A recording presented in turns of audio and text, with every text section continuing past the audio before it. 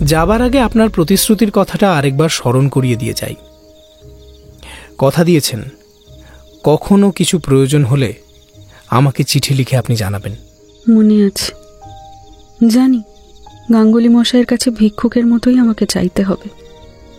মনের সমস্ত ধিক্কার বিসর্জন দিয়েই চাইতে হবে, কিন্তু আপনার কাছে তা নয়। যা চাইব স্বচ্ছন্দে চাইব। মনে থাকে যেন। এই বলে বিজয় যেতে উদ্যত হলে অনুরাধা বলল, তবে আপনিও একটা প্রতিশ্রুতি দিয়ে যান। বলুন, প্রয়োজন হলে আমাকেও জানাবেন। জানাবার মতো আমার কি প্রয়োজন হবে অনুরাধা? সে আমি কি করে জানব?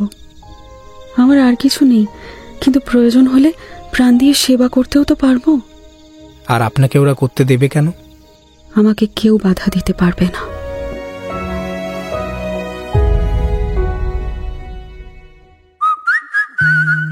গপ্পমীরে ঠেক, কিছু ভয়, কিছু রহস্য, কিছু হাসি, কিছু প্রেম, এই ঠেকে সবই আছে। গপ্পমীরে ঠেকের আজকের গপ্প শরৎচন্দ্র চট্টোপাধ্যায়ের Anuradha. Any digital copy of this content leading to piracy is a crime. এই গল্পের যে কোনো রকম পাইরেসির বিরুদ্ধে উপযুক্ত আইনি ব্যবস্থা নেওয়া হবে। পাইরেসি দণ্ডনীয় অপরাধ। অনুগ্রহ করে পাইরেসি করবেন না, পাইরেসি সাপোর্ট করবেন না। তাহলে শুরু করা যাক।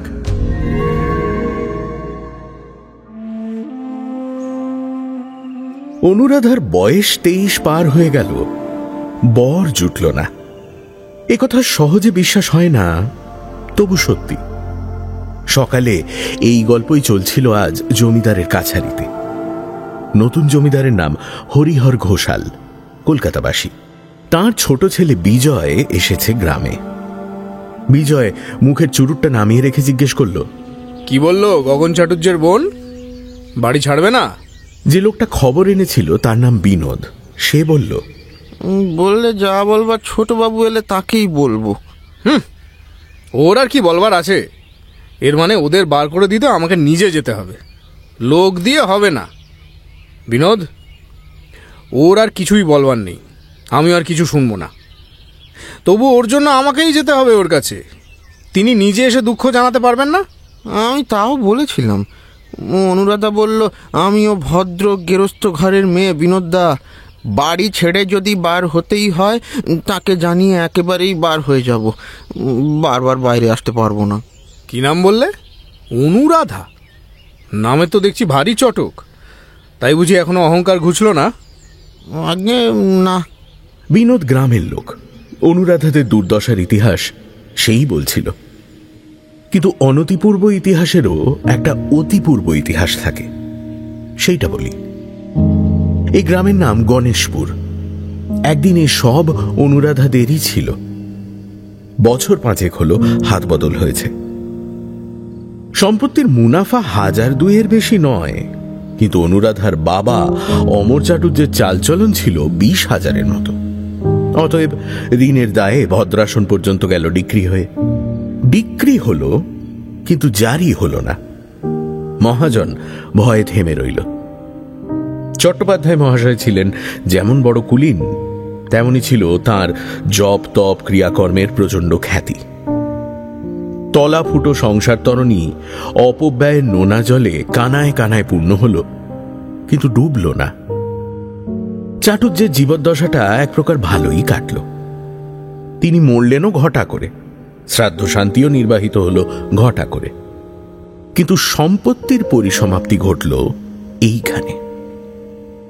বাবার মৃত্যুতে পুত্র গগন এক জরাজীর্ণ ডিক্রি করা পৈতৃক বাস্তুভিটে, আকণ্ঠ ঋণ ভারগ্রস্ত গ্রাম্য সম্পত্তি, গোটা কয়েক গরু ছাগল কুকুর বিড়াল পেল, এবং ঘাড়ে পড়ল বাবার দ্বিতীয় পক্ষের অবিবাহিতা কন্যা অনুরাধা। এইবার পাত্র জুটল গ্রামেরই এক ভদ্র ব্যক্তি। গোটা 5-6 ছেলে মেয়ে ও নাতিপুতি রেখে বছর 2 হলো তার স্ত্রী মারা গেছে। সে বিয়ে করতে চায়। অনুরাধা বলল, দাদা, কপালে রাজপুত তো জুটল না, তুমি এখানেই আমার বিয়ে দাও। লোকটার টাকা কড়ি আছে, তবু দুটো খেতে পড়তে পাবো। সে কি কথা? ত্রিলোচন গাঙ্গুলির পয়সা আছে মানি, কিন্তু ওর ঠাকুর দাদা কুল ভেঙে সতীপুরের চক্রবর্তীদের ঘরে বিয়ে করেছিল জানিস? ওদের আছে কি? আর কিছু না থাক টাকা আছে, কুল নিয়ে উপোস করাচ্ছে, দুমুঠো ভাত ডাল পাওয়া অনেক ভালো দাদা। না না না না না, সে হয় না, হবার নয়। কেন নয় বলো তো? বাবা ওসব মানতেন, কিন্তু তোমার তো কোনো বালাই নেই। বাবার গোঁড়ামি ছেলের কিন্তু ছিল না। মদ, মাংস ও আরও একটা আনুষঙ্গিক ব্যাপারে সে সম্পূর্ণ মোহমুক্ত পুরুষ। পত্নী বিয়োগের পরে ভিন্নপল্লীর একটি স্ত্রীলোক আজও যে তার অভাবমোচন করছে এ কথা সকলেই জানে। গগন বোনের ইঙ্গিতটা বুঝল। আমার বাজে গোড়ামি নেই, কিন্তু কন্যাগত কুলের শাস্ত্রাচার কি তোর জন্য জলাঞ্জলি দিয়ে 14 পুরুষ নরকে ডোবাবো? কৃষ্ণের সন্তান, স্বভাব কুলীন আমরা। যা যা যা, এমন নোংরা কথা আর কখনো মুখে আনিস না, যা। এই বলে সে রাগ করে চলে গেল। ত্রিলোচন গাঙ্গুলির প্রস্তাবটা এইখানেই চাপা পড়ল। গগন হরিহর ঘোষালকে ধরল। কুলীন ব্রাহ্মণকে ঋণমুক্ত করতে হবে। কলকাতায় কাঠের ব্যবসায় হরিহর লক্ষপতি ধনী। একদিন তার মাসির বাড়ি ছিল এই গ্রামে। ছোটবেলায় বাবুদের বহু সুদিন তিনি চোখে দেখেছেন। বহু কাজে কর্মে পেট ভরে লুচিমন্ডা খেয়ে গেছেন। টাকাটা তার পক্ষে বেশি নয়, তিনি সম্মত হলেন। চাটুজ্যেদের সমস্ত ঋণ পরিশোধ করে হরিহর গণেশপুর কিনলেন। কুণ্ডুদের ডিক্রির টাকা দিয়ে ভদ্রাসন ফিরিয়ে নিলেন। শুধু মৌখিক শর্ত এই রইল যে বাইরের গোটা 2-3 ঘর কাছারির জন্য ছেড়ে দিয়ে গগন অন্দরের দিকটায় যেমন বাস করছে তেমনই করবে। তালুক কেনা হলো, কিন্তু প্রজারা মানতে চাইল না। সম্পত্তি ক্ষুদ্র, আদায় সামান্য, সুতরাং বড় রকমের কোনো ব্যবস্থা করা চলে না। কিন্তু অল্পের মধ্যেই কি কৌশল যে গগন খেলতে লাগলো, হরিহরের পক্ষের কোনো কর্মচারী গিয়েই গণেশপুরে টিকতে পারল না। অবশেষে গগনের নিজেরই প্রস্তাবে সে নিজেই নিযুক্ত হল কর্মচারী। অর্থাৎ ভূতপূর্ব ভূস্বামী সাজলেন বর্তমান জমিদারের গোমস্তা। মহাল শাসনে এলো। হরিহর হাঁপ ছেড়ে বাঁচলেন, কিন্তু আদায়ের দিক দিয়ে সবকিছু আগের মতোই চলতে লাগলো। 1 পয়সা তহবিলে জমা পড়ল না। এইভাবে গোলেমালে আরো বছর 2 কাটল। তারপর হঠাৎ একদিন খবর এলো, খবর শুনেছ? গোমস্তা বাবু গগন চাটুর্যেকে নাকি খুঁজে পাওয়া যাচ্ছে না। সদর থেকে হরিহরের লোক এসে খোঁজ খবর তত্ত্ব তল্লাশ করে জানল আদায় যা হবার হয়েছে সমস্তই গগন আত্মসাৎ করে সম্প্রতি গা ঢাকা দিয়েছে। পুলিশে ডায়েরি, আদালতে নালিশ, বাড়ি খানা তল্লাশি, প্রয়োজনীয় যা কিছু সবই হলো, কিন্তু না টাকা না গগন, কারো সন্ধান মিলল না। গগনের বোন অনুরাধা ও দূর সম্পর্কের একটি ছেলে মানুষ ভাগ্নে বাড়িতে থাকত। পুলিশের লোক তাকে বিধিমতো ঘষা মাজা ও নাড়াচাড়া দিল, কিন্তু কোনো তথ্যই বেরোলো না। আমি সত্যি জানি না দাদা কোথায় গেছে, আপনারা আমার কথা বিশ্বাস করুন। বিজয় বিলেত ফেরত। তার বারবার এক্সামিন ফেল করার রসদ জোগাতে হরিহরকে অনেক টাকা গুনতে হয়েছে।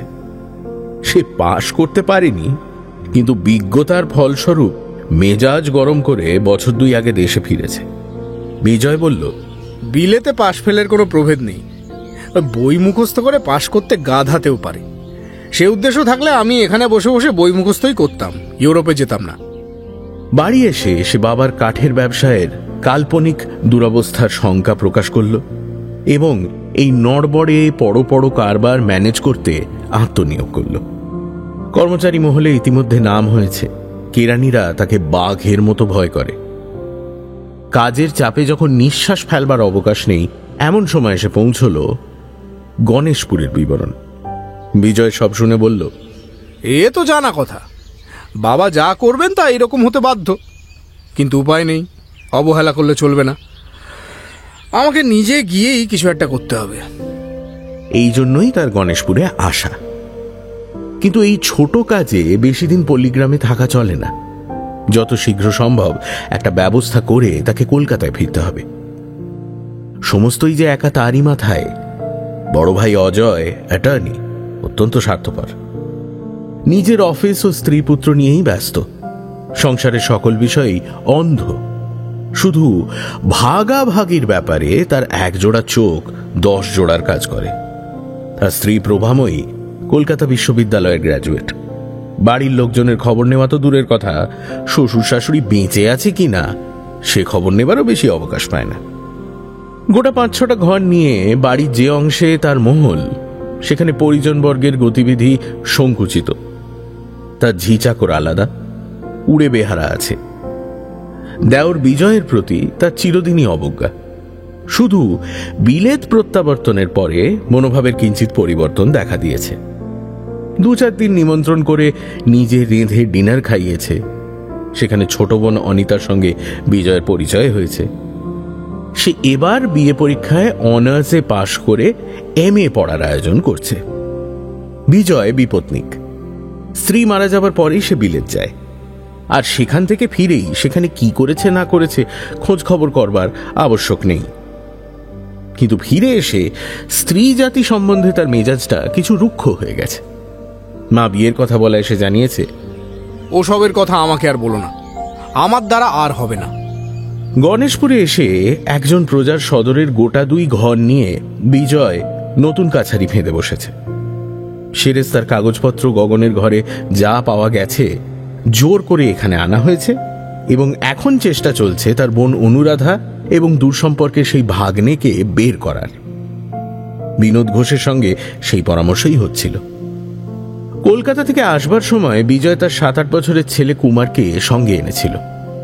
পল্লী গ্রামের সাপ খোপ বিছে ব্যাঙের ভয়ে মা আপত্তি করলে বিজয় বলেছিল, মা, তোমার বড় বউয়ের প্রসাদে তোমার নাড়ুগোপাল নাতি নাতনির অভাব নেই, কিন্তু এটাকে আর তা করো না। আপদে বিপদে মানুষ হতে দাও। শোনা যায় বিলেতের সাহেবরাও নাকি ঠিক এমনই বলে থাকেন। কিন্তু সাহেবদের কথা ছাড়াও এক্ষেত্রে একটু গোপন ব্যাপার আছে। বিজয় যখন বিলেতে, তখন মাতৃহীন ছেলেটা একটু অযত্নেই ছিল। তার ভগ্নস্বাস্থ্য ঠাকুমা অধিকাংশ সময় শয্যাগত থাকেন। সুতরাং যথেষ্ট সম্পত্তি থাকা সত্ত্বেও কুমারকে দেখবার কেউ ছিল না। কাজেই দুঃখে কষ্টে সে বেচারা বড় হয়েছে। বিলেত থেকে বাড়ি ফিরে এই খবরটা বিজয়ের কানে গেছিল। গণেশপুর আসবার সময় বৌদি প্রভাময়ী হঠাৎ দরদ দেখিয়ে বলেছিল, ছেলেটা সঙ্গে যাচ্ছে ঠাকুরপো, পাড়াগা জায়গা, একটু সাবধানে থেকো। তা কবে ফিরবে? যত শীঘ্র পারি। শুনেছি আমাদের সেখানে একটা বড় বাড়ি আছে, বাবা কিনেছিলেন। কিনেছিলেন, কিন্তু কেনা মানেই তো থাকা নয় বৌদি। বাড়ি আছে, কিন্তু দখল নেই। কিন্তু তুমি যখন নিজে যাচ্ছ ঠাকুরপো, তখন দখলে আসতেও দেরি হবে না। আশা তো তাই করি। দখলে এলে কিন্তু একটা খবর দিও। কেন বৌদি? পাড়াগা কখনো চোখে দেখিনি, গিয়ে একদিন দেখে আসবো। অনুরও কলেজ বন্ধ, সেও হয়তো সঙ্গে যেতে চাইবে। আমি দখল নিয়েই তোমাকে খবর পাঠাবো বৌদি, তখন কিন্তু না বলতে পারবে না। বোনটিকে সঙ্গে নেওয়া চাই। অনিতা যুবতী, সে দেখতে সুশ্রী ও অনার্সে বিএ পাশ করেছে। সাধারণ স্ত্রী জাতির বিরুদ্ধে বিজয়ের বাহ্যিক অবজ্ঞা থাকা সত্ত্বেও রমণী বিশেষের একাধারে এতগুলো গুণ সে মনে মনে যে তুচ্ছ করে তা নয়। সেখানে শান্ত পল্লীর নির্জন প্রান্তরে কখনো কখনো বা প্রাচীন বৃক্ষচ্ছায়াচ্ছন্ন সংকীর্ণ গ্রাম্য পথের একান্তে হঠাৎ মুখোমুখি এসে পড়ার সম্ভাবনা তার মনের মধ্যে সেদিন বারবার করে দোল দিয়ে গেছিল। বিজয়ের পরনে খাঁটি সাহেবী পোশাক, মাথায় শোলার টুপি, মুখে কড়া চুরুট, পকেটের রিভলভার, ছড়ি ঘোরাতে ঘোরাতে বাবুদের সদর বাড়িতে এসে সে প্রবেশ করল। সঙ্গে মস্ত লাঠি হাতে 2 হিন্দুস্তানি দারোয়ান, অনেকগুলো অনুগত প্রজা, বিনোদ ঘোষ ও পুত্র কুমার। সম্পত্তি দখল করার ব্যাপারে যদিও হাঙ্গামার ভয় আছে, তবু ছেলেকে নাড়ুগোপাল করার পরিবর্তে মজবুত করে গড়ে তোলার এ হলো বড় শিক্ষা। তাই ছেলেও এসেছে সঙ্গে। বিনোদ কিন্তু বরাবর ভরসা দিয়েছে যে অনুরাধা একা স্ত্রীলোক, কোনো মতেই জোরে পারবে না। তবু রিভলভার যখন আছে তখন সঙ্গে নেওয়াই ভালো। বিজয় বলল, মেয়েটা শুনেছি ভারী বজ্জাত, লোক জড়ো করে তুলতে পারে। ওই তো গগন চাটুর্যের পরামর্শদাতা, স্বভাব চরিত্র মন্দ। আগে তা তো শুনিনি। আমি শুনেছি। কোথাও কেউ নেই। শূন্য প্রাঙ্গণে দাঁড়িয়ে বিজয় চারিদিকে চেয়ে দেখল। বাবুদের বাড়ি বলা যায় বটে। সামনে পুজোর দালান এখনো ভাঙেনি, কিন্তু জীর্ণতার শেষ সীমায় পৌঁছেছে। একপাশে সারি সারি বসবার ঘর ও বৈঠকখানা। তাদেরও দশা একই, পায়রা, চড়াই ও চামচিকে স্থায়ী আশ্রয় বানিয়েছে। দারোয়ান হাঁকল, আরে কই হ্যাঁ। তার সম্ভ্রমহীন চড়া গলার চিৎকারে বিনোদ ঘোষ ও অন্যান্য অনেকেই যেন লজ্জায় সংকুচিত হয়ে পড়ল। বিনোদ বলল, রাজু দিদিকে আমি গিয়ে খবর দিয়ে আসছি বাপু, আমি গিয়ে খবর দিয়ে আসছি। এই বলে সে ভেতরে চলে গেল। তার কণ্ঠস্বর ও বলার ভঙ্গিতে বোঝা গেল আজও এ বাড়ির অমর্যাদা করতে তাদের বাধে। অনুরাধা রান্না করছিল। বিনোদ সবিনয় বলল, দিদি, ছোটবাবু বাইরে এসেছেন। সে রোজই এই আশঙ্কা করে। হাত ধুয়ে উঠে দাঁড়ালো। সন্তোষকে ডেকে বলল, সন্তোষ, বাইরে একটা শতরঞ্চি পেতে দিয়ে এসো বাবা, বলগে মাসিমা আসছেন। বিনোদদা, বাবু যেন রাগ না করেন, আমার হয়ে তাকে বসতে বলগে। কি করব দিদি, আমরা গরিব প্রজা, জমিদার হুকুম করলে না বলতে পারি নে, কাজেই। সে আমি বুঝি বিনোদদা। বিনোদ চলে গেল। বাইরে শতরঞ্চি পাতা হলো, কিন্তু কেউ তাতে বসলো না। বিজয় ছড়ি ঘুরিয়ে ঘুরিয়ে পায়াচারি করতে করতে চুরুট টানতে লাগলো।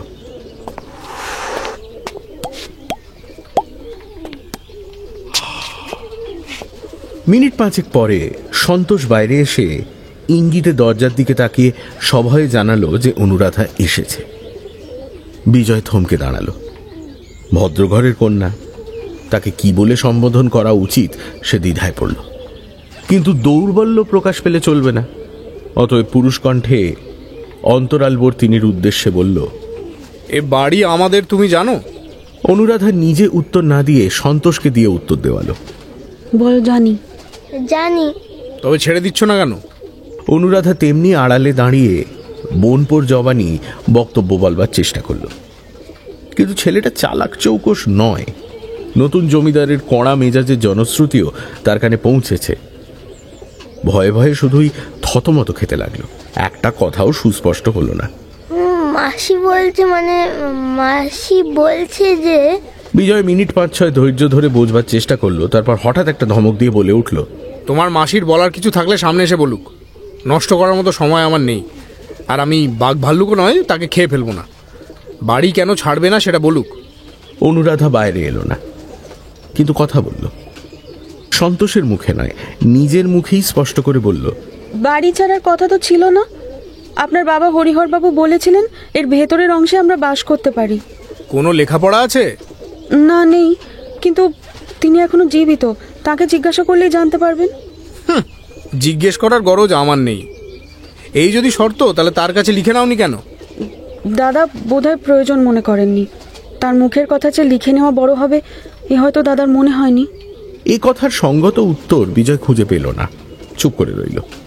কিন্তু পরক্ষণেই জবাব এলো ভেতর থেকেই, কিন্তু দাদা নিজের শর্ত ভঙ্গ করায় এখন সকল শর্তই ভেঙে গেছে। এ বাড়িতে থাকবার অধিকার আর আমাদের নেই। কিন্তু আমি একা স্ত্রী লোক, আর এই অনাথ ছেলেটি, ওর মা বাপ নেই, আমিই মানুষ করেছি। আমাদের এই দুর্দশায় দয়া করে দুদিন থাকতে না দিলে একলা হঠাৎ কোথায় যাই এইটাই চিন্তা করছি। এই জবাব কি আমার দেবার নাকি? তোমার দাদা কোথায়? আমি জানি না তিনি কোথায়, কিন্তু আপনার সঙ্গে যে এতদিন দেখা করতে পারিনি সে শুধু ভয়, পাছে আপনি বিরক্ত হন। আপনি মনিব, আপনার কাছে কিছু লুকোবো না। অকপটে আমাদের বিপদের কথা জানালুম, নইলে একটা দিনও জোর করে এ বাড়িতে বাস করার দাবি আমি করিনি। এই কটা দিন বাদেই আমরা নিজে থেকেই চলে যাব।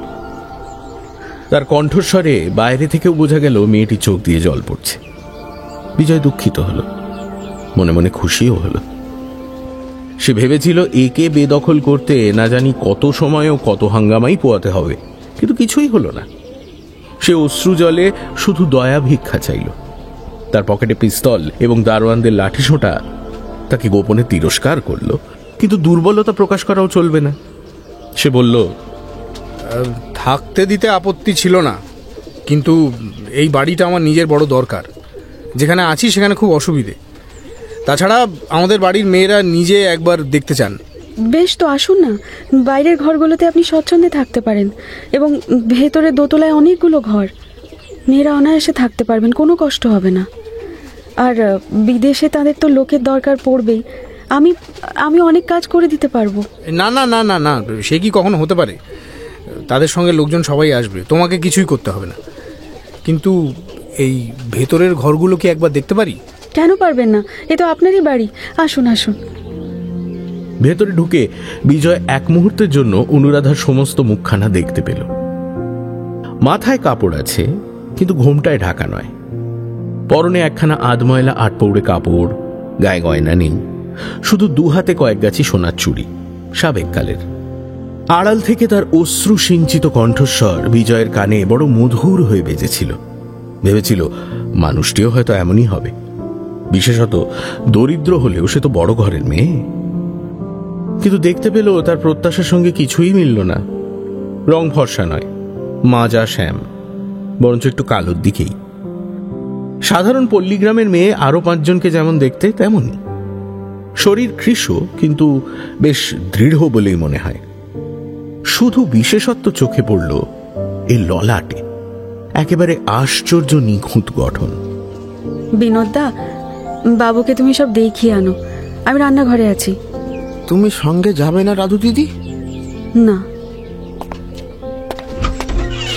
ওপরে উঠে বিজয় ঘুরে ঘুরে সমস্ত দেখল। অনেকগুলো ঘর, সাবেককালের অনেক আসবাব এখনো ঘরে ঘরে, কিছু ভেঙেছে, কিছু ভাঙার পথে। এখন তাদের মূল্য সামান্যই, কিন্তু একদিন ছিল। সদর বাড়ির মতো এই ঘরগুলো জরাজীর্ণ, হাড় পাঁচড়া বার করা, দারিদ্রের দাগ সবকিছুতেই গাঢ় হয়ে পড়েছে। বিজয় নিচে নেমে এলে অনুরাধা রান্নাঘরের দরজার কাছে এসে দাঁড়ালো। দরিদ্র ও দুর্দশাপন্ন হলেও ভদ্র ঘরের মেয়ে। এবার তুমি বলে সম্বোধন করতে বিজয়ের লজ্জা করল। বলল, আচ্ছা, আপনি কতদিন থাকতে চান এ বাড়িতে? এখনই তো ঠিক করে বলতে পারিনি, যে কটা দিন দয়া করে আপনি থাকতে দেন। তা দিন কয়েক পারি, কিন্তু বেশি দিন তো পারবো না। তখন কোথায় যাবেন? সেই চিন্তাই তো দিনরাত করছি। লোকে তো বলে আপনি গগন চাটুর্যের ঠিকানা জানেন। তারা আর কি বলে? বিজয় এ প্রশ্নের উত্তর দিতে পারল না। জানি নে, তা আপনাকে আগেই বলেছি, কিন্তু জানলেও নিজের ভাইকে ধরিয়ে দেবো, এই কি আপনি আদেশ করেন? তার কণ্ঠস্বরে তিরস্কার মাখানো। বিজয় ভারী অপ্রতিভ হল। বুঝল আভিজাত্যের চিহ্ন এর মন থেকে এখনো বিলুপ্ত হয়নি। না, সে কাজ আপনাকে আমি করতে বলি না, যদি পারি নিজেই খুঁজে বার করব, তাকে পালাতে দেব না। কিন্তু এতকাল ধরে সে যে আমাদের এই সর্বনাশ করছিল, এও কি আপনি জানতে পারেননি বলতে চান? কোনো উত্তর এলো না। সংসারে কৃতজ্ঞতা বলে তো একটা কথা আছে। নিজের ভাইকে এটুকু পরামর্শ কি কোনোদিন দিতে পারেননি? দেখুন, আমার বাবা নিতান্ত নিরীহ মানুষ। আপনাদের বংশের প্রতি তার অত্যন্ত মমতা, বিশ্বাসও ছিল তেমনই বড়। তাই গগনকেই সমস্ত সঁপে দিয়েছিল। এই কি তারই প্রতিফল? হ্যাঁ, কিন্তু নিশ্চিত জানবেন, আমি এই দেশে থাকলে কখনো এমন ঘটতে পারত না। অনুরাধা নীরব, কোনো কথারই জবাব পেল না দেখে বিজয় মনে মনে আবার উষ্ণ হয়ে উঠল। তার যেটুকু করুণা জন্মেছিল সমস্ত উবে গেল। কঠিন হয়ে সে বলল, সবাই জানে আমি কড়া লোক, বাজে দয়া মায়া করি না। দোষ করে আমার হাতে কেউ রেহাই পায় না। দাদার সঙ্গে দেখা হলে এটুকু অন্তত তাকে জানিয়ে দেবেন। অনুরাধা তেমনই মৌন হয়ে রইল। আজ সমস্ত বাড়িটার আমি দখল নিলাম। বাইরের ঘরগুলো পরিষ্কার হলে 1-2 পরে এখানে চলে আসব। মেয়েরা আসবেন তারপরে। আপনি নিচের একটা ঘরে থাকুন যে কদিন না যেতে পারেন, কিন্তু কোনো জিনিসপত্র সরাবার চেষ্টা করবেন না। কুমার বলল, বাবা, তেষ্টা পেয়েছে, আমি জল খাবো। আরে এখানে জল কোথায় পাবো আমি? অনুরাধা হাত নেড়ে ইশারায় তাকে কাছে ডাকল। রান্নাঘরের ভেতরে এনে বলল, ডাব আছে, খাবে বাবা? হ্যাঁ, খাবো। সন্তোষ কেটে দিতে ছেলেটা পেট ভরে শ্বাস ও জল খেয়ে বাইরে এলো। তারপর বলল, বাবা, তুমি খাবে? খুব মিষ্টি। না। খাও না বাবা, অনেক আছে, সবই তো আমাদের। কথাটা এমন কিছুই নয়, তবু এতগুলো লোকের মধ্যে ছেলের মুখ থেকে কথাটা শুনে হঠাৎ কেমন যেন লজ্জা করে উঠল তার। আরে না না, খাবো না, তুই চলে আয়। বাবুদের বাড়ির সদর অধিকার করে বিজয় চেপে বসল। গোটা দুই তার নিজের জন্য, বাকিগুলো কাছারি হলো। বিনোদ ঘোষ কোনো এক সময় জমিদারি সেরেস্তায় চাকরি করেছিল, সেই সুপারিশে নিযুক্ত হলো নতুন গোমস্তা। কিন্তু ঝঞ্ঝাট মিটল না। প্রধান কারণ, গগন চাটুর্যে টাকা আদায় করে হাতে হাতে রসিদ লিখে দেওয়া অপমানকর মনে করত, যেহেতু তাতে অবিশ্বাসের গন্ধ আছে। সেটা চাটুর্যে বংশের অগৌরব। সুতরাং তার অন্তর্ধানের পরে প্রজারা বিপদে পড়েছে। মৌখিক সাক্ষ্য প্রমাণ রোজই হাজির থেকেছে, কান্নাকাটি করেছে। হুজুর, আমার সাথে তো এরকম কথাই হয়েছিল। গগন বাবু তো এটাই বলেছিলেন, আমরা গরিব মানুষ। কে কত দিয়েছে, কত বাকি রেখেছে, সেসব হিসেব করা একটা কষ্টসাধ্য জটিল ব্যাপার হয়ে উঠেছে। বিজয় যত তাড়াতাড়ি কলকাতায় ফিরবে মনে করেছিল, তা হলো না। একদিন দুদিন করে 10-12 দিন কেটে গেল। এদিকে ছেলেটা হয়েছে সন্তোষের বন্ধু। সামাজিক ও সাংসারিক ব্যবধান অত্যন্ত বৃহৎ, কিন্তু অন্য সঙ্গীর অভাবে সে সন্তোষের সঙ্গেই মিশে গেছে। এরা একই সঙ্গে বাড়ির ভেতরে থাকে, বাগানে বাগানে নদীর ধারে ঘুরে বেড়ায়, কাঁচা আম কুড়োয়, পাখির বাসা খোঁজে। অধিকাংশ সময় সন্তোষের মাসির কাছে থাকে। সন্তোষের দেখা দেখি অনুরাধাকেও সে মাসিমা বলে ডাকে। বাইরে টাকা কড়ি হিসেবপত্র নিয়ে বিজয় বিব্রত থাকে। সবসময় ছেলের খোঁজ করতে পারে না, যখন পারে তখন তার দেখা মেলে না। হঠাৎ কোনোদিন হয়তো বকাঝকা করে, রাগ করে কাছে বসিয়ে রাখে, কিন্তু ছাড়া পেলেই ছেলেটা দৌড় মারে মাসিমার রান্নাঘরে। সন্তোষের পাশে বসে খায় দুপুরবেলার ভাত। বিকেলে তারই সঙ্গে ভাগাভাগি করে নেয় রুটি ও নারকেল নাড়ু। সেদিন বিকেলে লোকজন তখনও কেউ এসে পৌঁছয়নি। বিজয় চা খেয়ে চুরুট ধরিয়ে ভাবল নদীর ধারটা খানি ঘুরে আসে। হঠাৎ মনে পড়ল সমস্ত দিন ছেলেটার দেখা নেই। পুরনো চাকরটা দাঁড়িয়েছিল, সে জিজ্ঞেস করল, এ কুমার কোথায় রে? চাকর উত্তর দিল, বাড়ির মধ্যে। ভাত খেয়েছে? না। না তো জোর করে ধরে এনে খাওয়াসনি কেন? এখানে খেতে চায় না, রাগ করে ছড়িয়ে ফেলে দেয়। ও, কাল থেকে আমার সঙ্গে ওর খাবার জায়গা করে দিস। এই বলে কি ভেবে আর সে বেড়াতে গেল না, সোজা ভেতরে গিয়ে প্রবেশ করল। সুদীর্ঘ প্রাঙ্গণের অন্য প্রান্ত থেকে পুত্রের কণ্ঠস্বর কানে গেল, মাসিমা, আর একখানা রুটি আর দুটো নারকেল নাড়ু শিগগির। যাকে আদেশ করা হলো সে বলল, নেবে আয় না বাবা, তোদের মতো আমি কি গাছে উঠতে পারি? পারবে মাসিমা, কিচ্ছু শক্ত নয়। এই মোটা ডালটায় পা দিয়ে ওই ছোট ডালটা ধরে এক টান দিলেই উঠে পড়বে। বিজয় কাছে এসে দাঁড়ালো। রান্নাঘরের সামনে একটা বড় আম গাছ, তার দুদিকে দুটো মোটা ডালে বসে আছে কুমার ও বন্ধু সন্তোষ। পা ঝুলিয়ে গুঁড়িতে ঠেস দিয়ে দুজনের ভোজন কার্য চলছে। তাকে দেখে দুজনেই ত্রস্ত হয়ে উঠল। অনুরাধা রান্নাঘরের দরজার আড়ালে সরে দাঁড়ালো। ওই কি ওদের খাবার জায়গা নাকি? কেউ উত্তর দিল না। বিজয় অন্তরালবর্তিনীকে উদ্দেশ্য করে বলল, আপনার ওপর দেখছি ও খুব অত্যাচার করছে। হ্যাঁ। তবু তো প্রশ্রয় কম দিচ্ছেন না, কেন দিচ্ছেন? না দিলে আরো বেশি উপদ্রব করবে সেই ভয়ে। কিন্তু বাড়িতে তো এরকম উৎপাত করে না শুনেছি। হয়তো করে না, ওর মা নেই, ঠাকুমা প্রায়ই শয্যাগত, বাপ থাকেন বাইরে কাজকর্ম নিয়ে, উৎপাত করবে কার ওপর? বিজয় যে এটা জানে না তা নয়, তবু ছেলেটার যে মা নেই এই কথাটা পরের মুখে শুনে তার ক্লেশ বোধ হলো। আপনি দেখছি অনেক বিষয় জানেন। কে বলল আপনাকে? কুমার? এসব বলবার বয়স ওর হয়নি, তবু ওর মুখ থেকেই শুনতে পাই। দুপুরবেলা রোদ্দুরে ওদের আমি বেরোতে দিইনি, তবু ফাঁকি দিয়ে পালায়। যেদিন পারে না আমার কাছে শুয়ে বাড়ির গল্প করে। বিজয় অনুরাধার মুখ দেখতে পেল না, কিন্তু সেই প্রথম দিনটির মতো আজও সেই কণ্ঠস্বর বড় মধুর লাগলো। তাই বলার জন্য নয়, কেবল শোনার জন্যই বলল, এবার বাড়ি ফিরে গিয়ে ওর মুশকিল হবে। কেন? কারণ এই উপদ্রব জিনিসটা নেশার মতো, না পেলে কষ্ট হয়, শরীরটা আইঢাই করে, কিন্তু সেখানেও নেশার খোরাক জোগাবে কে? দুদিনেই তো পালাই পালাই করবে। না না, ও ভুলে যাবে। কুমার, নেমে এসো বাবা, রুটি নিয়ে যাও। কুমার বাটি হাতে করে নেমে এলো এবং মাসির হাত থেকে আরো কয়েকটা রুটি ও নারকেল নাড়ু নিয়ে তাঁরই গা ঘেঁষে দাঁড়িয়ে খেতে লাগলো। গাছে উঠল না। বিজয় দেখল সেগুলো তাদের ধনী বাসস্থানের তুলনায় পদগৌরবে যেমনই হীন হোক, সত্যকার মর্যাদায় কিছুমাত্র খাটো নয়। কেন যে ছেলেটা মাসির রান্নাঘরের প্রতি এত আসক্ত, বিজয় তার কারণ বুঝল। সে ভেবে এসেছিল কুমারের লুব্ধতায় তার অহেতুক ও অতিরিক্ত ব্যয়ের কথা তুলে প্রচলিত শিষ্ট বাক্যে পুত্রের জন্য সংকোচ প্রকাশ করবে, এবং করতেও যাচ্ছিল, কিন্তু বাধা পড়ল। কুমার বলল, মাসিমা, কালকের মতো আজও তোমাকে চন্দ্রপুলি করতে বলেছিলাম, করনি কেন? অন্যায় হয়ে গেছে বাবা, সাবধান হয়নি, সমস্ত দুধ বেড়ালে উল্টে ফেলে দিয়েছে। কাল আর এমন হবে না। কোন বেড়ালটা বলো তো? সাদাটা? সেইটাই বোধ হয়।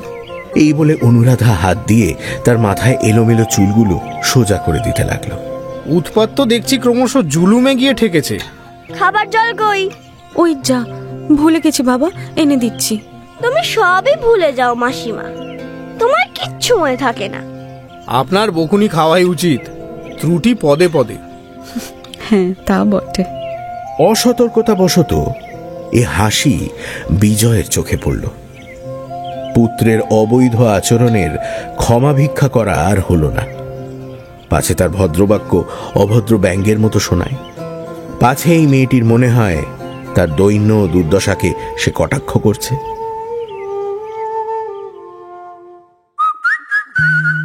শুনছেন গপ্পমীরে ঠেকের আজকের গপ্প শরৎচন্দ্র চট্টোপাধ্যায়ের অনুরাধা। এখনো যদি ঠেকে সাবস্ক্রাইব না করে থাকেন তাহলে কিন্তু ঠকবেন। Subscribe to my official channel আর বেল আইকনটি প্রেস করতে একদম ভুলবেন না। তাহলে বাকিটা শোনা যাক।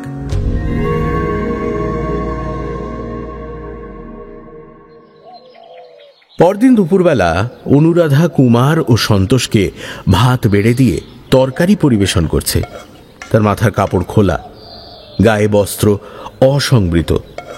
অকস্মাৎ দরজায় মানুষের ছায়া পড়তে অনুরাধা ফিরে চেয়ে দেখল ছোটবাবু। শশব্যস্ত মাথায় আঁচল তুলে সে উঠে দাঁড়ালো। একটা অত্যন্ত জরুরি পরামর্শের জন্য আপনার কাছে এলাম। এই বিনোদ ঘোষ গ্রামের লোক, অনেকদিন দেখছেন, ও কিরকম লোক বলতে পারেন? না, ওকে গণেশপুরের নতুন গোমস্তা বহাল করেছি, তা সম্পূর্ণ বিশ্বাস করা যায় কিনা, এই আপনার কি মনে হয়? বিনোদ 1 সপ্তাহের বেশি কাজ করছে, যথাসাধ্য ভালোই কাজ করছে, কোনো গোলযোগ ঘটায়নি। সহসা হন্তদন্ত হয়ে তার চরিত্রের খোঁজ তল্লাশ করবার এখনই কি প্রয়োজন হলো অনুরাধা ভেবে পেল না। মৃদুকণ্ঠে জিজ্ঞেস করল, বিনোদদা কি কিছু করেছেন? এখনো কিছু করেনি, কিন্তু সতর্ক হওয়া তো প্রয়োজন। তাকে ভালো লোক বলেই তো জানি। সত্যি জানেন নাকি নিন্দে করবেন না বলেই ভালো বলছেন? আমার ভালো মন্দ বলার কি কিছু দাম আছে? আছে বই কি, সে যে আপনাকেই প্রামাণ্য সাক্ষী মেনে বসেছে। উনি ভালো লোকই বটে, শুধু একটু চোখ রাখবেন। নিজের অবহেলায় ভালো লোক ও মন্দ হয়ে ওঠা অসম্ভব নয়। সত্যিই তাই, কারণ অপরাধের হেতু খুঁজতে গেলে অনেক ক্ষেত্রেই অবাক হতে হয়। কুমার, তোর ভাগ্য ভালো যে হঠাৎ এক মাসিমা পেয়ে গেছিস, নইলে এই বনবাদারের দেশে অর্ধেক দিন না খেয়ে কাটাতে হতো। আচ্ছা, আপনার কি এখানে খাবার কষ্ট হচ্ছে? না না না, এমনিই বললাম। আমি চিরকাল বিদেশে বিদেশে কাটিয়েছি, খাবার কষ্ট বড় গ্রাহ্য করিনি। এই বলে বিজয় চলে গেল। অনুরাধা জানলার ফাঁক দিয়ে দেখল তার স্নান পর্যন্ত এখনো হয়নি। এ বাড়িতে এসে একটা পুরনো আরামকেদারা জোগাড় হয়েছিল। বিকেলের দিকে তারই দুহাতলে পা ছড়িয়ে দিয়ে বিজয় চোখ বুজে চুরুট টানছিল। কানে গেল, বাবু মশাই। চোখ মেলে দেখল কিছু দূরে দাঁড়িয়ে এক বৃদ্ধ ভদ্রলোক তাকে সসম্মানে সম্বোধন করছে। বিজয় উঠে বসল। ভদ্রলোকের বয়স 60-এর ওপর, কিন্তু দিব্যি গোল গাল, বেঁটে খাটো, শক্ত সমর্থ দেহ। গোঁফ পেকে সাদা হয়েছে, কিন্তু মাথায় প্রশস্ত টাকের আশেপাশের চুলগুলি ভ্রমর কৃষ্ণ। সামনের গোটা কয়েক ছাড়া দাঁতগুলি প্রায় সমস্তই বিদ্যমান। গায়ে তসরের কোট, গরদের চাদর, পায়ে চীনা বাড়ির বার্নিশ করা জুতো, ঘড়ির সোনার চেন থেকে সোনা বাঁধানো বাঘের নখ ঝুলছে। পল্লী অঞ্চলে ভদ্রলোকটি অবস্থাপন্ন বলেই মনে হলো। পাশে একটা ভাঙা টুলের ওপর বিজয়ের চুরুটের সরঞ্জাম থাকত। সরিয়ে নিয়ে তাকে বলল, বসুন। নমস্কার বাবু। নমস্কার। আপনারা গ্রামের জমিদার। মহাশয়ের পিতা ঠাকুর হচ্ছেন কৃতি ব্যক্তি, লক্ষপতি। নাম করলে সুপ্রভাত হয়। আপনি তারই সুসন্তান। স্ত্রীলোকটিকে দয়া না করলে সে যে ভেসে যায়। কে স্ত্রীলোক? কত টাকা বাকি? টাকার ব্যাপার নয়। স্ত্রীলোকটি হচ্ছে ঈশ্বর অমর চাটুর্যের কন্যা, প্রাতঃস্মরণীয় ব্যক্তি ওই গগন চাটুর্যের বৈমাত্রেয় বোন। এ তার পৈতৃক গৃহ। সে থাকবে না, চলে যাবে, তার ব্যবস্থাও হয়েছে। কিন্তু আপনি যে ঘাড় ধরে তাকে তাড়িয়ে দিচ্ছেন, এ কি মশায়ের কর্তব্য? এই অশিক্ষিত বৃদ্ধের প্রতি রাগ করা চলে না, সেটা বিজয় মনে মনে বুঝল, কিন্তু কথা বলার ধরনে জ্বলে গেল। আমার কর্তব্য আমি বুঝবো, কিন্তু আপনি কে যে ওর হয়ে ওকালতি করতে এসেছেন? আমার নাম ত্রিলোচন গাঙ্গুলি। পাশের গ্রাম মসজিদপুরে বাড়ি, সবাই চেনে। আপনার বাপ মায়ের আশীর্বাদে আমার কাছে গিয়ে হাত পাততে হয় না, এমন লোক এদিকে কম। বিশ্বাস না হয় বিনোদ ঘোষকে জিজ্ঞাসা করবেন। আমার হাত পাতবার দরকার হলে মশায়ের খোঁজ নেব, কিন্তু যার ওকালতি করতে এসেছেন তার আপনি কে জানতে পারি কি? আগে কুটুম্ব। বসেখের এই কটা দিন বাদে আমি ওকে বিয়ে করব। কি? আপনি অনুরাধাকে বিয়ে করবেন? আগে হ্যাঁ, আমার স্থির সংকল্প। জ্যৈষ্ঠ ছাড়া আর দিন নেই, নইলে এই মাসেই শুভকর্ম সমাধা হয়ে যেত। থাকতে দেবার কথা আপনাকে আমার বলতেও হতো না। বিজয় কিছুক্ষণ স্তব্ধ হয়ে প্রশ্ন করল, তা বিয়ের ঘটকালি করলো কে? গগন চাটুর্যে? সে তো ফেরারি আসামি মশাই, প্রজাদের সর্বনাশ করে চম্পট দিয়েছে। এতদিন সেই তো বাধা দিচ্ছিল, নইলে অঘ্রাণেই বিবাহ হয়ে যেত। বলে স্বভাব কুলীন, আমরা কৃষ্ণের সন্তান, বংশজের ঘরে বোন দেব না, এই ছিল তার বুলি। এখন সেগুমর রইল কোথায়? বংশজের ঘরে যেচে আসতে হলো যে। এখনকার দিনে কুল কে খোঁজে মশাই? টাকাই কুল, টাকাই মান, টাকাই সব। বলুন ঠিক কি না? হ্যাঁ, তা ঠিক। তা অনুরাধা স্বীকার করেছেন?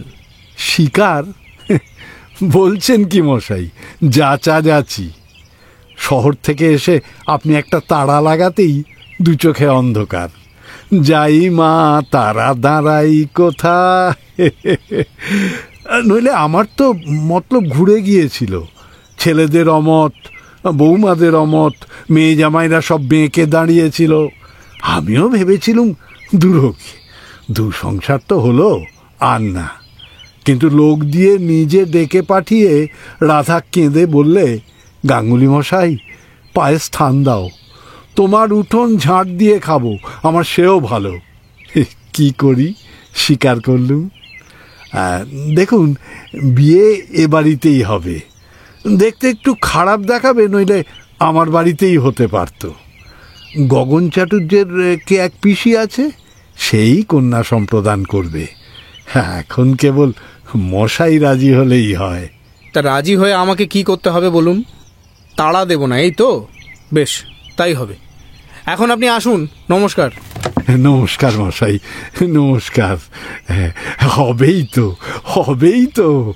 আপনার ঠাকুর হলেন লক্ষপতি, প্রাতঃস্মরণীয় লোক।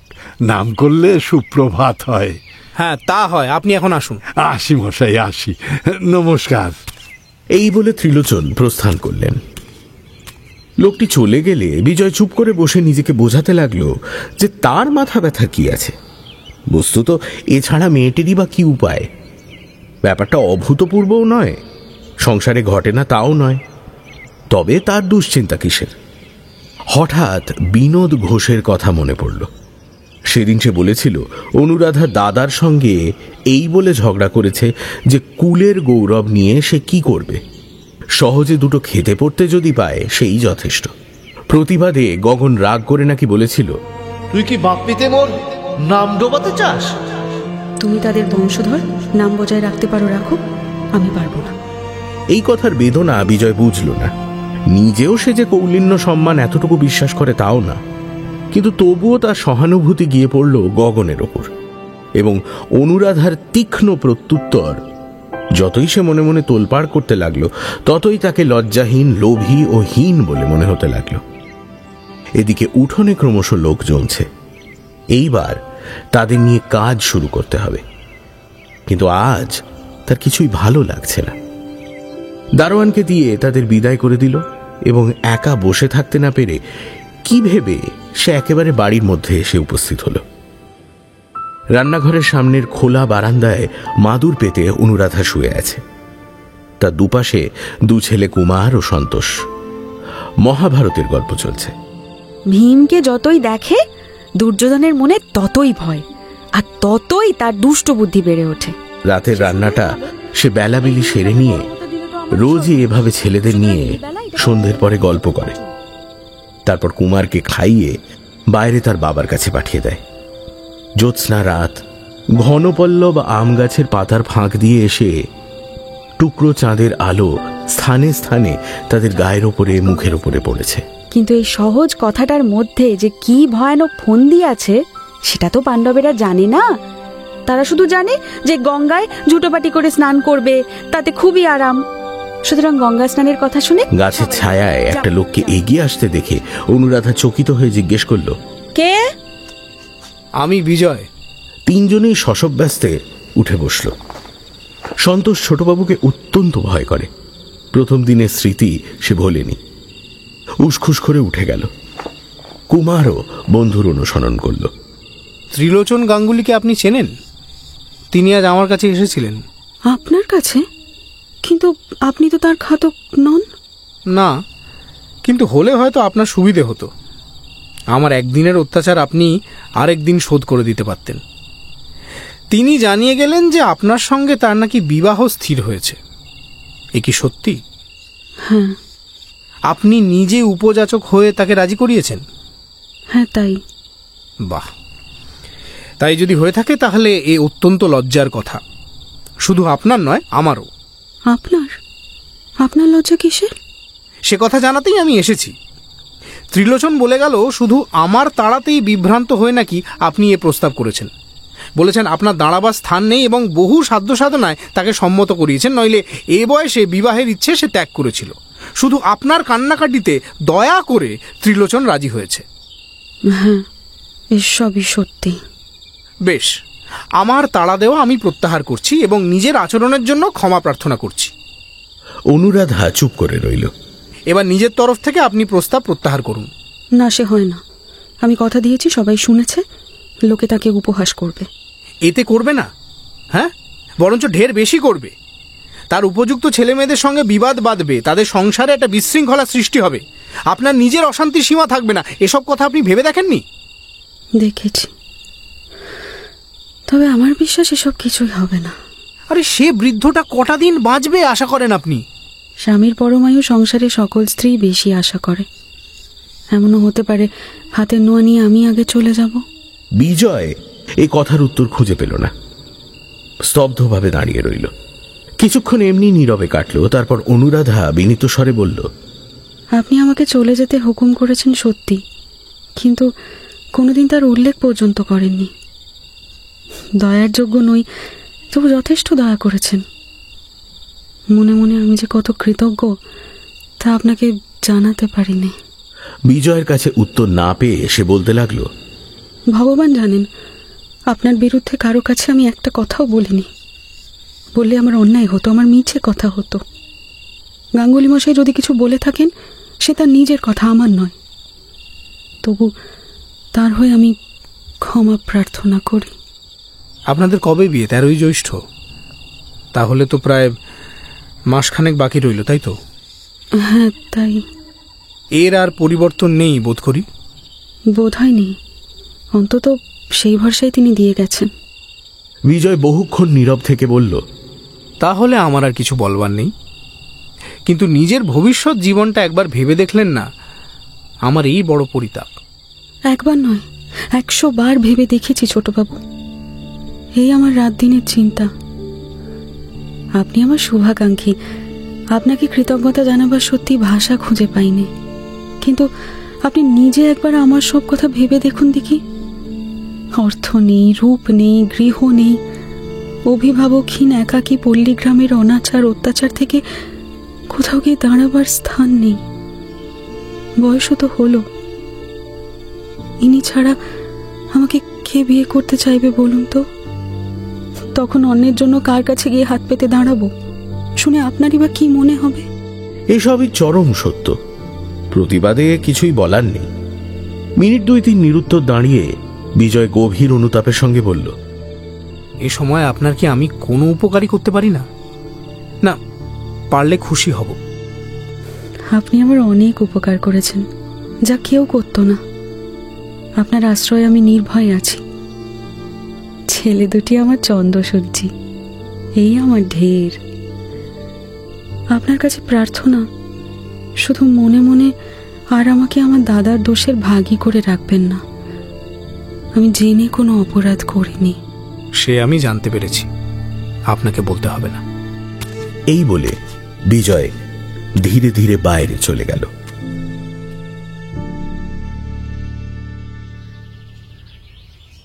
কলকাতা থেকে কিছু তরিতরকারি ও ফলমূল মিষ্টান্ন এসেছিল। বিজয় চাকরকে দিয়ে ঝুড়িটা এনে রান্নাঘরের সামনে নামিয়ে রেখে বলল, ঘরে আছেন নিশ্চয়ই? আছি। মুশকিল হয়েছে, আপনাকে আমি কি বলে ডাকবো। আমাদের সমাজে হলে মিস চ্যাটার্জি কিংবা মিস অনুরাধা বলে অনায়াসে ডাকা চলতো, কিন্তু এখানে তো তা অচল। আপনার ছেলে দুটোর কেউ উপস্থিত থাকলে তোদের মাসিকে ডেকে দে বলে কাজ চালাতুম, কিন্তু তারাও ফেরার। কি বলে ডাকি বলুন তো? অনুরাধা দরজার কাছে এসে বলল, আপনি মনিব, আমাকে রাধা বলে ডাকবেন। সে ডাকতে আপত্তি নেই, কিন্তু মণিবানা সত্যের জোরে নয়। দায় ছিল গগন চাটুর্যের, কিন্তু সে দিল গা ঢাকা। মনিব বলে আপনি কেন মানতে যাবেন? আপনার কিসের গরজ? ও কথা বলবেন না, আপনি মনিব বই কি? সে দাবি করি নে, কিন্তু বয়সের দাবি করি। আমি বড়, নাম ধরে ডাকলে যেন রাগ করবেন না। না না। বিজয় এটা দেখেছে যে ঘনিষ্ঠতা করার আগ্রহ তার দিক দিয়ে যত প্রবলই হোক, ওপক্ষ থেকে লেশ মাত্র নেই। সে কিছুতে সামনে আসে না এবং সংক্ষেপে ও সম্ভ্রমের সঙ্গে বরাবরই আড়াল থেকে উত্তর দেয়। বাড়ি থেকে কিছু তরিতরকারি, কিছু ফলমূল মিষ্টি এসে পৌঁছেছে। ঝুড়িটা তুলে রাখুন, ছেলেদের দেবেন। থাক, দরকার মতো রেখে আপনার বাইরে পাঠিয়ে দেবো। না, সে করবেন না। আমার বামুনটা রাঁধতেও জানে না, তার উপর দুপুর থেকে দেখছি চাদর মুড়ি দিয়ে পড়ে আছে। কি জানি আপনাদের দেশে ম্যালেরিয়া তাকে ধরল কিনা, সেটা হলে ভোগাবে। কিন্তু ম্যালেরিয়া তো আমাদের দেশে নেই। আচ্ছা, বামুন না উঠলে এবেলা আপনাদের রাঁধবে কে? এবেলার কথা ছেড়ে দিন, কাল সকালে ভেবে দেখব। আর কুকারটা তো সঙ্গে আছেই, শেষ পর্যন্ত চাকরকে দিয়েই কাজ চালিয়ে নিতে পারবো। কিন্তু তাতে কষ্ট হবে তো? না না না, আমার অভ্যেস আছে।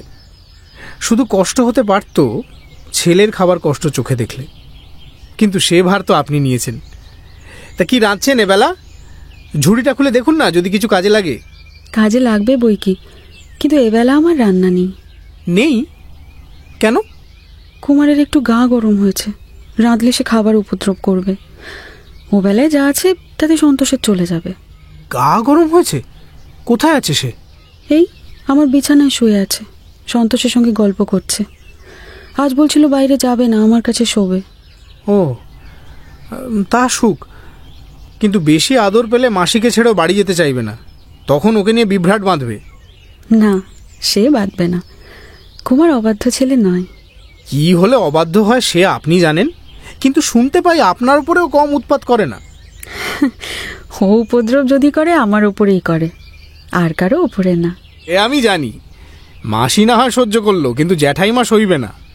আর বিমাতা যদি আসেন, তিনি এতটুকু অত্যাচারও বরদাস্ত করবেন না। অভ্যেস বিগড়লে ওর বিপদ ঘটবে।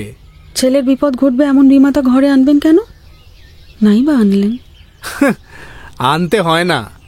ছেলের কপাল ভাঙলে বিমাতা আপনি এসে ঘরে ঢোকেন। তখন বিপদ ঠেকাতে মাসির শরণাপন্ন হতে হয়। অবশ্য তিনি যদি রাজি হন। যার মা নেই, মাসি তাকে ফেলতে পারে না। যত দুঃখে হোক মানুষ করে তোলে। ও আচ্ছা, কথাটা শুনে রাখলাম। বলে বিজয় চলে যাচ্ছিল, ফিরে এসে বলল, যদি অভিনয় মাপ করেন একটা কথা জিজ্ঞেস করি। করুন। কুমারের চিন্তা পরে করা যাবে, কারণ তার বাপ বেঁচে আছে। তাকে যত পাষণ্ড লোকে ভাবে সে তা নয়। কিন্তু সন্তোষ, তার তো বাপ মা দুই গেছে।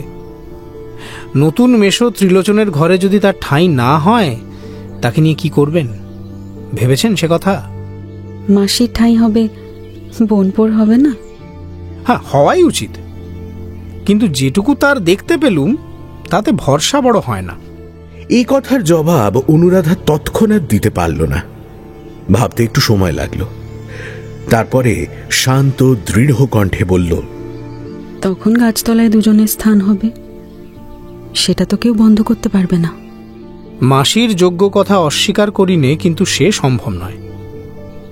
তখন তাকে আমার কাছে পাঠিয়ে দেবেন।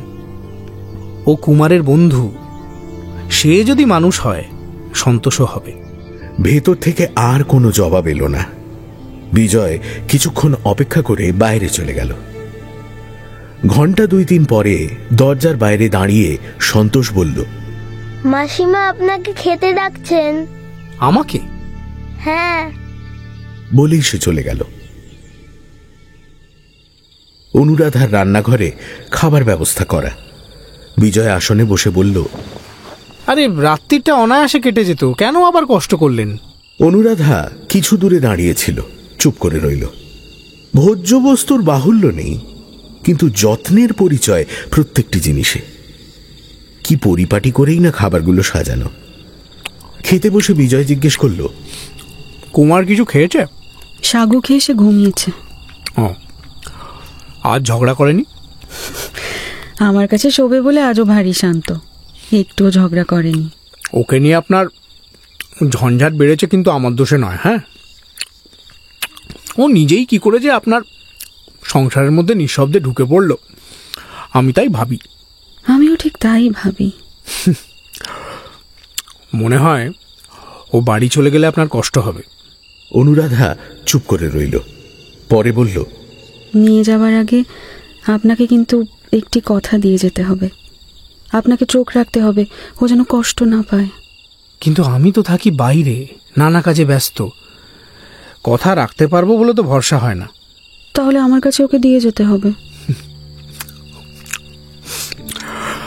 আপনি ভুলে যাচ্ছেন যে সে আরো অসম্ভব। এই বলে বিজয় খাওয়ায় মন দিল। এক সময় বলল, আমার বৌদিদিদের আসার কথা ছিল, কিন্তু তাড়াবোধ করি আর এলেন না। কেন? যে খেয়ালে বলেছিলেন সম্ভবত সেটা কেটে গেছে। শহরের লোক পাড়াগায় সহজে পা বাড়াতে চান না। তা এক প্রকার ভালোই হয়েছে।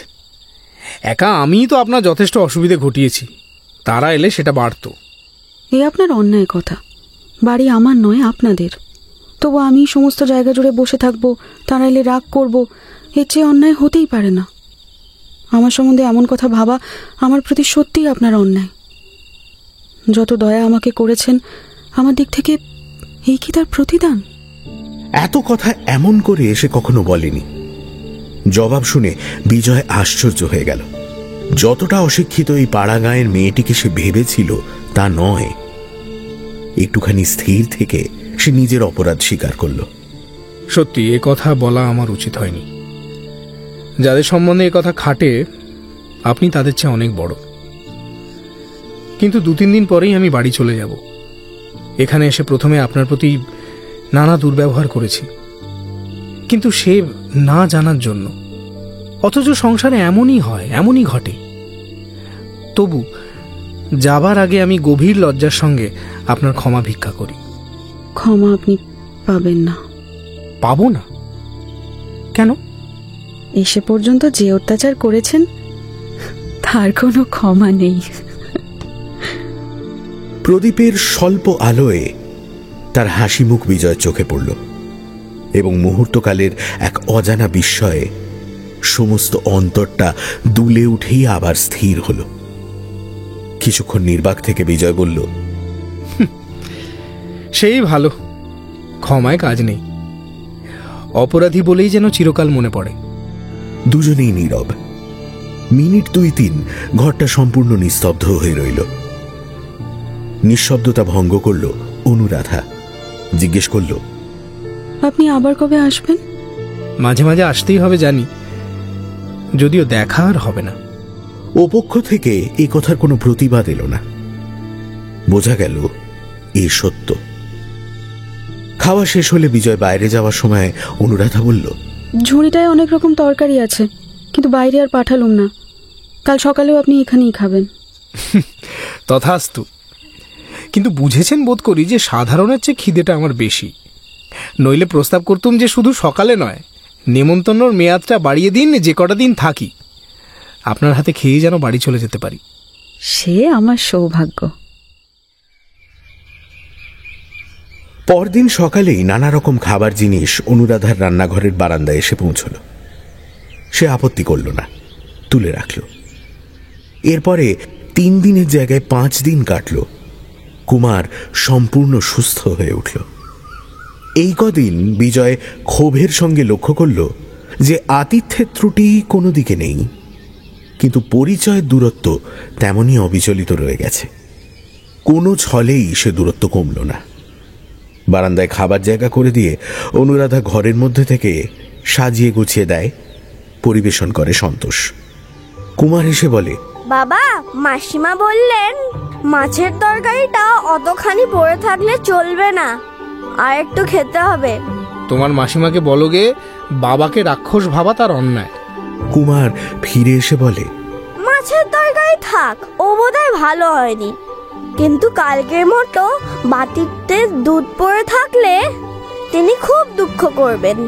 বিজয় যেন খানিক শুনিয়ে শুনিয়েই বলে, তোমার মাসি যেন কাল থেকে গামলার বদলে বাটিতে করেই দুধ দেন, তাহলে আর পড়ে থাকবে না।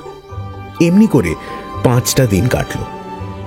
মেয়েদের যত্নের ছবিটা বিজয়ের মনে চিরদিনই অস্পষ্ট ছিল। মাকে সে ছেলেবেলা থেকে অসুস্থ ও অপটু দেখেছে। গৃহিণীপনার কোনো কর্তব্যই তিনি সম্পূর্ণ করে উঠতে পারেননি। নিজের স্ত্রীও মাত্র বছর 2 জীবিত ছিল, তখন তার পড়াশোনা চলছিল। এরপর থেকে দীর্ঘকাল সুদূর প্রবাসে কেটে গেল।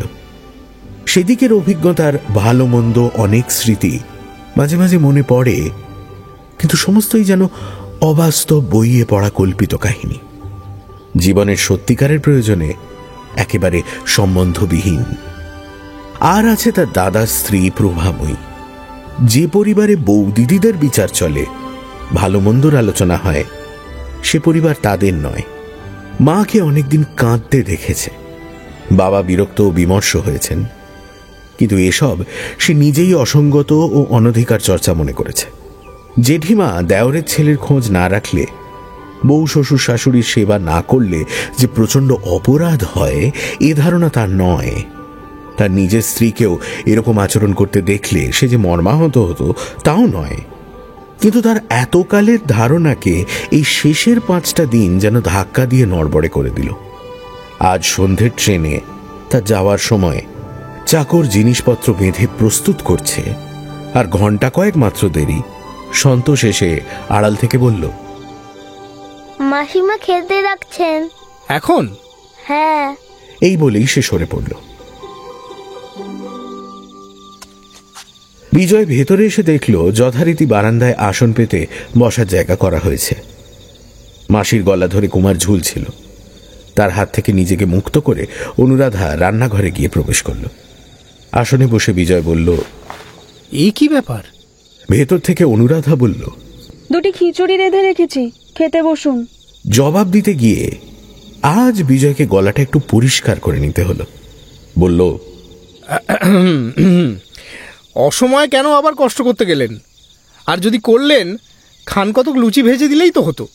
লুচি তো আপনি খান না। বাড়ি পৌঁছতে রাত 2-3টে বাজবে। না খেয়ে উপোস করে গেলেই কি আমার কষ্ট কম হবে? শুধু মনে পড়বে ছেলেটা না খেয়ে গাড়িতে ঘুমিয়ে পড়েছে। বিজয় চুপচাপ খেতে শুরু করলো। কিছুক্ষণ খাওয়ার পর বিজয় বলল, বিনোদকে বলে গেলুম সে যেন আপনাকে দেখে, যে কটা দিন এ বাড়িতে আছেন যেন কোনো অসুবিধে না হয়। আর হ্যাঁ, আরেকটা কথা জানিয়ে যাই, যদি দেখা হয় গগনকে বলবেন যে আমি তাকে মাপ করেছি, কিন্তু এ গায়ে যেন আর সে না আসে। এলে কিন্তু আমি ক্ষমা করব না। কখনো দেখা হলে তাকে জানাবো। এই বলে অনুরাধা চুপ করে থেকে বলল, মুশকিল হয়েছে কুমারকে নিয়ে। আজ সে কিছুতেই যেতে চাইছে না, অথচ কেন যে চাইছে না তাও বলছে না। বলতে চায় না, নিজেই জানে না বলে, অথচ মনে মনে বোঝে সেখানে গেলে ওর কষ্ট হবে। কষ্ট হবে কেন?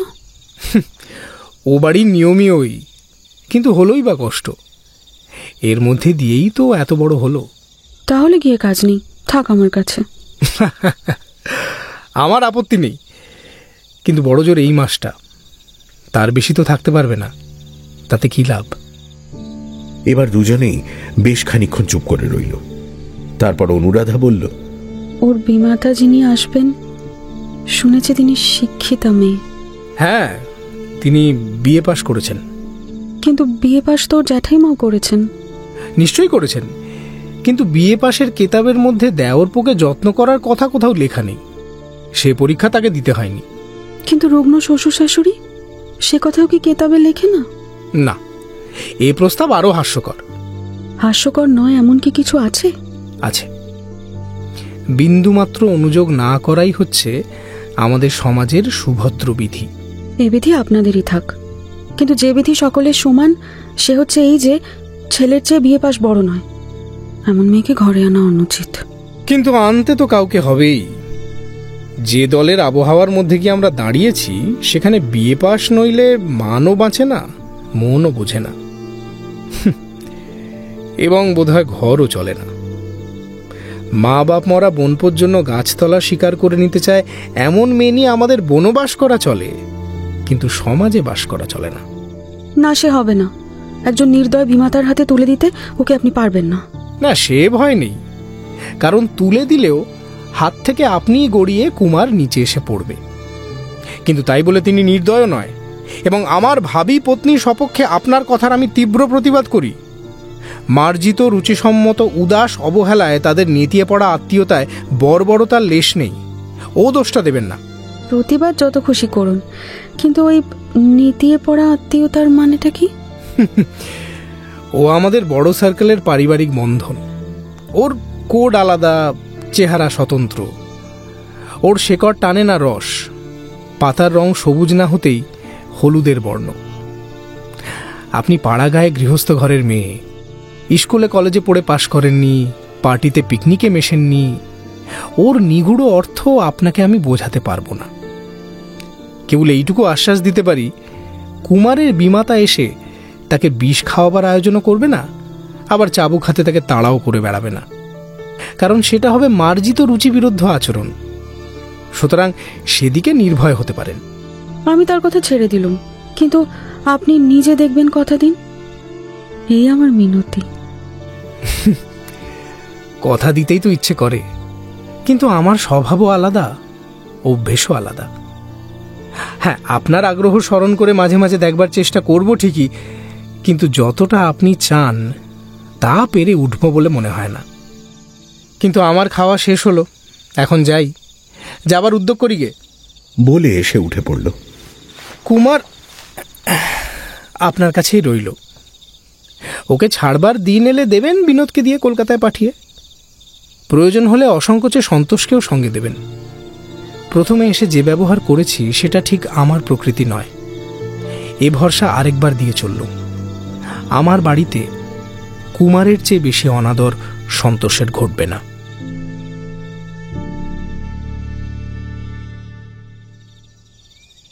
বাড়ির সামনে ঘোড়ার গাড়ি দাঁড়িয়ে, জিনিসপত্র বোঝাই দেওয়া হয়েছে। বিজয় উঠতে যাবে এমন সময় কুমার এসে বলল, বাবা, মাসিমা ডাকছেন একবার। সদর দরজার পাশে দাঁড়িয়ে অনুরাধা বলল, প্রণাম করব বলে ডেকে পাঠালুম, আবার যে কবে করতে পারবো তা তো জানি নে। এই বলে গলায় আঁচল দিয়ে দূর থেকে প্রণাম করল।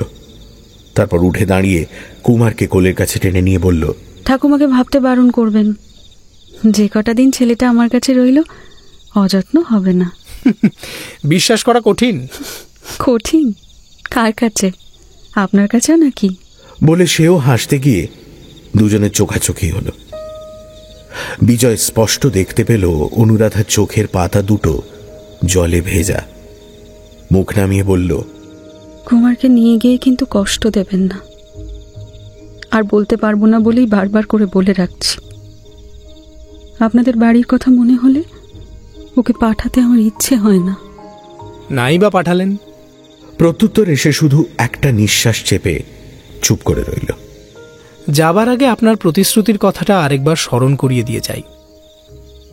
কথা দিয়েছেন কখনো কিছু প্রয়োজন হলে আমাকে চিঠি লিখে আপনি জানাবেন। মনে আছে, জানি গাঙ্গুলি মশাইয়ের কাছে ভিক্ষুকের মতোই আমাকে চাইতে হবে। মনের সমস্ত ধিক্কার বিসর্জন দিয়েই চাইতে হবে।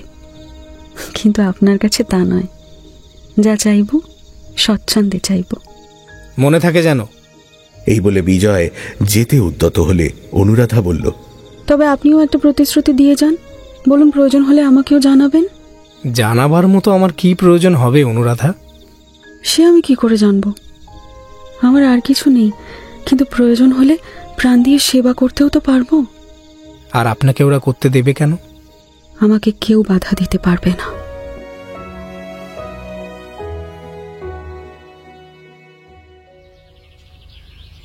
কুমার আসেনি শুনে মা আতঙ্কে শিউরে উঠলেন। সে কি কথা রে? যার সঙ্গে ঝগড়া তার কাছে ছেলে রেখে এলি? যার সঙ্গে ঝগড়া সে গিয়ে পাতালে ঢুকেছে মা। তাকে খুঁজে বার করে সাধ্য কার? তোমার নাতি রইল তার মাসির কাছে, দিন কয়েক পরেই আসবে। হঠাৎ মাসি এলো কোথা থেকে রে? ভগবানের তৈরি সংসারে হঠাৎ কে যে কোথা থেকে এসে পৌঁছায় মা, কেউ বলতে পারে না। যে তোমার টাকা কড়ি নিয়ে ডুব মেরেছে এসে গগন চাটুর্যের ছোট বোন। বাড়ি থেকে একেই তাড়াবো বলে লাঠি সোটা পেয়াদা পাইক নিয়ে রণসজ্জায় যাত্রা করেছিলুম, কিন্তু তোমার নিজের নাতিই গোল করল। এমনভাবে তার আঁচল চেপে রইল যে দুজনকে একসঙ্গে না তাড়ালে আর তাড়ানো চলে না। মা ব্যাপারটা আন্দাজ করে জিজ্ঞেস করলেন, কুমার বুঝি তার খুব অনুগত হয়ে পড়েছে? মেয়েটা খুব যত্ন আত্তি করে বুঝি? বাচ্চা তো যত্ন কখনো পায় না। এই বলে তিনি নিজের অস্বাস্থ্য স্মরণ করে নিঃশ্বাস ফেললেন। আমি ছিলুম বাইরে, বাড়ির ভেতরে কে কাকে কি যত্ন করত সেটা চোখে দেখিনি। কিন্তু আসবার সময় কুমার মাসিকে ছেড়ে কিছুতেই আসতে চাইল না। ওরা পাড়া গাঁয়ের মেয়ে, কত রকম জানে, সঙ্গে না এনে ভালো করিসনি বাবা। বাবা, তুমি নিজে পাড়া গাঁয়ের মেয়ে হয়ে পাড়া গাঁয়ের বিরুদ্ধে তোমার এই নালিশ? শেষকালে তোমার বিশ্বাস কি শহরের মেয়েদের উপর গিয়ে পড়ল বুঝি? শহরের মেয়ে, তাদের চরণে কোটি কোটি নমস্কার। এই বলে মা দুই হাত এক করে কপালে ঠেকালেন। হাসছিস কি রে? আমার দুঃখ কেবল আমিই জানি, আর জানেন তিনি। আমরা যখনকার সে পাড়া গাঁ কি আর আছে বাবা? দিনকাল সব বদলে গেছে। হ্যাঁ, অনেক বদলেছে, কিন্তু যতদিন তোমরা বেঁচে আছো বোধহয় তোমাদের পুণ্যেই এখনো কিছু বাকি আছে মা। একেবারে লোপ পাইনি, তারই একটুখানি এবারে দেখে এলাম। কিন্তু তোমাকে যে সে জিনিস দেখাবার জো নেই, এই দুঃখটাই মনে রইল। এই বলে সে অফিসে বেরিয়ে গেল। অফিসের কাজে তাড়াতেই ব্যস্ত হয়ে তাকে চলে আসতে হয়েছে। বিকেলে অফিস থেকে ফিরে বিজয় ও মহলে বৌদিদির সঙ্গে দেখা করতে গেল। গিয়ে দেখল সেখানে কুরুক্ষেত্র কাণ্ড বেঁধেছে। প্রসাধনের জিনিসপত্র ইতস্তত বিক্ষিপ্ত। দাদা ইজি চেয়ারের হাতলে বসে প্রবল কণ্ঠে বলছেন, কখনো না, যেতে হয় একলা যাও, এমন কুটুম্বিতে আমি দাঁড়িয়ে। অকস্মাৎ বিজয়কে দেখে প্রভা হাউ মাউ করে কেঁদে ফেলল। ঠাকুরপো, তারা যদি শীতাংশুর সঙ্গে অনিতার বিয়ে ঠিক করে থাকে, সে কি আমার দোষ? আজ পাকা দেখা উনি বলছেন যাবেন না, তার মানে আমাকেও যেতে দেবেন না? তুমি জানতে না বলতে চাও আমাদের সঙ্গে জোচ্চুরি চালাবার এতদিন কি দরকার ছিল? কথাটা সহসা ধরতে না পেরে বিজয় হতবুদ্ধি হলো, কিন্তু বুঝতেও দেরি হলো না। আরে রোসো রোসো রোসো, হয়েছে কি বলতো? অনিতার সঙ্গে শীতাংশু ঘোষালের বিয়ের সম্বন্ধ পাকা হয়েছে, আজই তার পাকা দেখা। I am thrown completely overboard. আর উনি বলতে চান উনি কিছুই জানতেন না। আমি কি করতে পারি ঠাকুরপো? দাদা রয়েছেন, মা রয়েছেন, মেয়ে নিজে বড় হয়েছে, তারা যদি কথা ভাঙে আমার দোষ কি? দোষ এই যে তারা ধাপ্পাবাজ, ভণ্ড, মিথ্যেবাদী। একদিকে কথা দিয়ে আরেকদিকে গোপনে টোপ ফেলে বসেছিল। এখন লোকে মুখ টিপে হাসবে, আমি ক্লাবে পার্টিতে লজ্জায় মুখ দেখাতে পারবো না। এমন ধারা কি আর হয় না? তাতে তোমার লজ্জা কিসে? আমার লজ্জা আসে তোমার বোন বলে, আমার শ্বশুর বাড়ির সবাই জোচ্চোর বলে, তাতে তোমারও একটা বড় অংশ আছে বলে। দাদার মুখের দিকে তাকিয়ে এবার বিজয় হেসে বলল, কিন্তু তৎক্ষণাৎ হেঁট হয়ে প্রভার পায়ের ধুলো মাথায় নিয়ে প্রসন্ন মুখে বলল, বৌদি, দাদা যত গর্জনই করুন আমি রাগ বা দুঃখ তো করবই না, বরঞ্চ সত্যিই যদি এতে তোমার অংশ থাকে তাহলে তোমার কাছে আমি চিরকৃতজ্ঞ থাকব। দাদা, রাগ করা তোমার সত্যিই বড় অন্যায়। এ ব্যাপারে কথা দেওয়ার কোনো অর্থ নেই যদি পরিবর্তনের সুযোগ থাকে। বিয়েটা তো ছেলে খেলা নয়। শীতাংশু ICS হয়ে ফিরেছে, সে একটা বড় দরের লোক। অনিতা দেখতে ভালো, বিয়ে পাশ করেছে, আর আমি এখানেও পাশ করিনি, বিলেতেও 7-8 বছর কাটিয়ে একটা ডিগ্রি জোগাড় করতে পারিনি। সম্প্রতি কাঠের দোকানে কাঠ বিক্রি করে খাই। না আছে পদ গৌরব, না আছে খেতাব। অনিতা কোনো অন্যায় করেনি দাদা। 100 বার অন্যায় করেছে। তুই বলতে চাস এতে তোর কোনো কষ্টই হয়নি? দাদা, তুমি গুরুজন, আমি মিথ্যা বলবো না।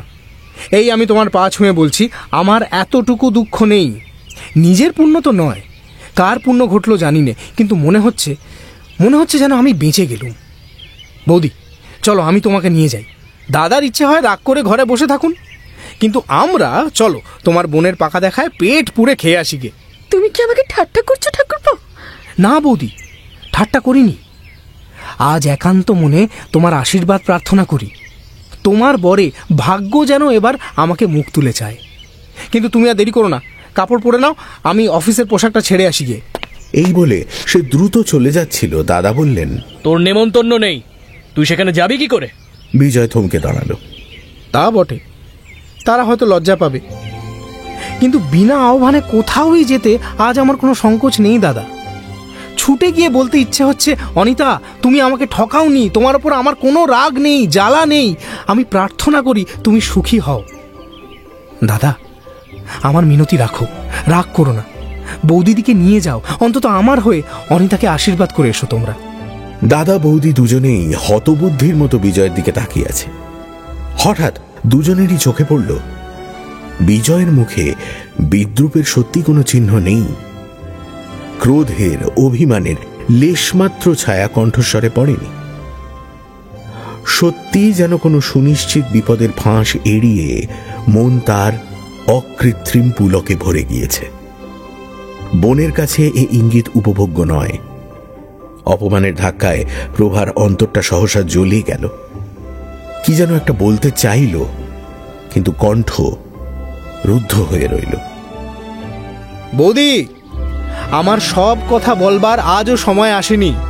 কখনো আসবে কিনা তাও জানি না, কিন্তু যদি আসে কোনো দিন, সেদিন তুমিও বলবে, ঠাকুরপো, তুমি ভাগ্যবান ভাই, তোমাকে আশীর্বাদ করি।